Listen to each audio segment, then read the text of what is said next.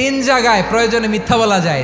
এক নাম্বার, আপনার ওয়াইফকে খুশি করার জন্য, সে একটু এরকম না বলে একটু কৌশল করে বললে খুশি হবে, ওটা বলা যায়। দুই নাম্বার, জীবন মরণের ব্যাপার, যান বাঁচানোর জন্য একটু কৌশল করে ঘুরিয়ে বললেন, এটা জায়েজ। তিন নাম্বার, দুইজন ঝগড়া লাগছে তাদেরকে মিলিয়ে দেওয়ার জন্য কৌশল করে একটু মিথ্যা বলা, ঘুরিয়ে বলা যায়। দুইজনের মধ্যে দেখলেন যে সম্পর্ক খারাপ, একজনরে বললেন, ভাই সে তো ওই দিন আপনার ব্যাপারে অনেক প্রশংসা। কি আমার ব্যাপারে প্রশংসা? কি বললো? এই বললো আপনি নাকি এই করছেন ওই করছেন, অনেক প্রশংসা। লোকটার মন খুশি হয়ে যাবে তার ব্যাপারে, ঠিক কিনা?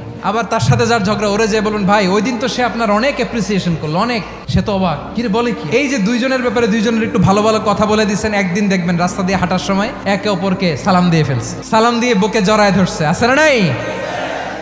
আবার মিলমিশ হয়ে গেছে। কিন্তু আমাদের স্বভাব হইলো, দুই প্রতিবেশী যদি একসাথে বসে একসাথে হাঁটে, দূর থেকে দেখলে আমাদের জ্বলে, আছে না নাই? ঘটনা কি? এই দুইটার মধ্যে এত মিলকে, এই দুইটার মধ্যে গিরিঙ্গি লাগানো যায় কিভাবে? আল্লাহর কাছে তওবা করেন, এই মানসিকতার যেন আমরা না হয়, আমরা মিলিয়ে দিব।